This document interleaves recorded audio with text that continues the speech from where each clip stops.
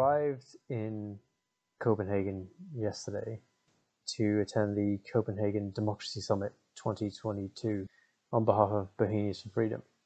It's largely to discuss the state of democracy across the world and how best to move forward with pro-democracy advocacy campaigns, grassroots movements, and that sort of thing.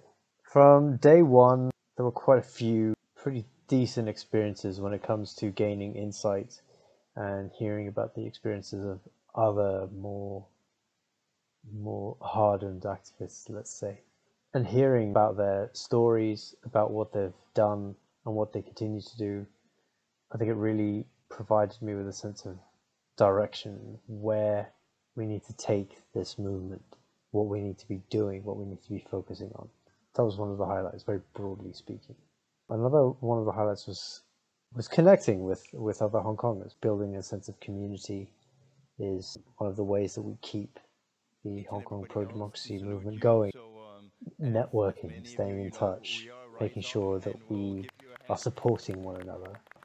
I can say, for example, I met an activist from Japan. I'm not gonna mention specific names here. She was telling me about how the Hong Kong pro-democracy group in Japan, well, there are several, but hers was mainly composed of women. So on top of fighting for democracy and being such a small group, there's also the sexism that's rampant in Japan, which makes it harder for them to advocate for democracy. That's one example of the kind of areas that we need to look at when it comes to supporting one another. What can we do to help elevate their voices and make sure that people take them seriously like they deserve to be?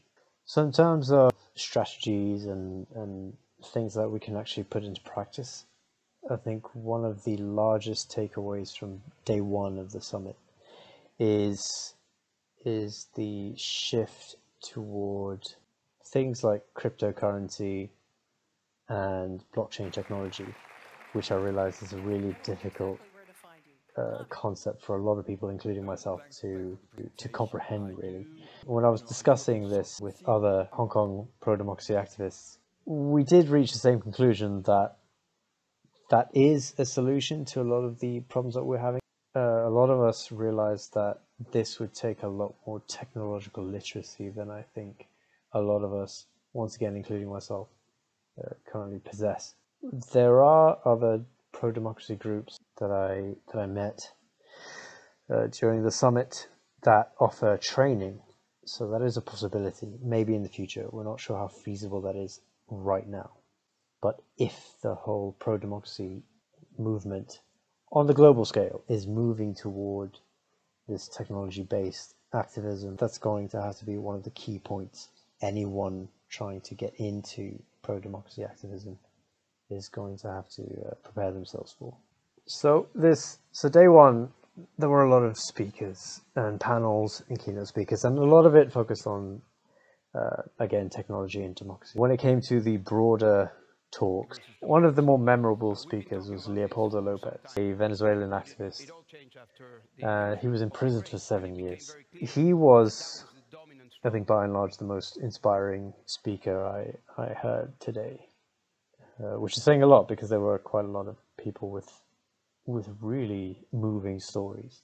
It was his experience coupled with the solutions that he brought to the table, and just the sheer optimism that he seemed to convey. And he was the one who said that kind of optimism is infectious, and I think he definitely proved it today. We can't fight for democracy if we don't really believe that we can make those changes.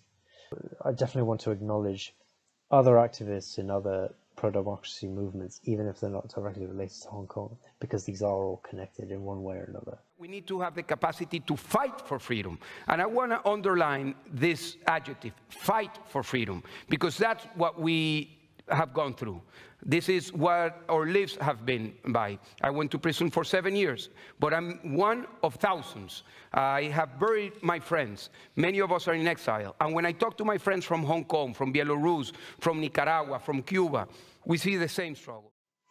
So I've just finished day 2 of the Democracy Summit. Today's talks were more focused on both Russia and China.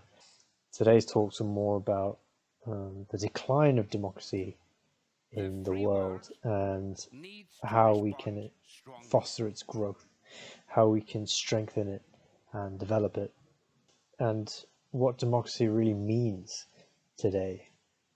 I think one of the most inspiring parts earlier in the day, it was from the President of the European Parliament, Roberta Metsola, and I'm going to paraphrase again. The price of fighting these authoritarian regimes is not a cost per se, but an investment in the democratic values that we all share. A lot of the talks and panels focused on Ukraine. There was a keynote speech given by Taiwanese President Tsai Ing-wen. She also talked about Ukraine and what it means, not just for the Western world, but for Asia. If we don't respond to Russia's actions, it encourages China to act with impunity. Tsai Ing-wen was definitely a highlight. But by and large, I think the most moving part of today was the speech provided by President Zelensky in Ukraine. Hearing him talk about turning words into action. It really emphasized in its own way the importance of what we're doing. Aside from the new contacts that we made over these past 2 days, the summit has provided us with not just the drive, but more importantly, like a clearer sense of direction. Hearing from other democracy activists and politicians even, it's given us a sense of what will really work most effectively, what other people have tried or what has failed. I'll mention former Danish Prime Minister Anders Fogh Rasmussen. He was talking about introducing this economic alliance. So that's sort of experimental. I think it's one of the larger initiatives that are worth supporting and worth exploring. So if we can help that, someone like Sweden, especially at this time when Sweden hopefully is coming to terms with how much it needs to really act when it comes to defending democracy, defending its own democracy, its own society through support of other countries.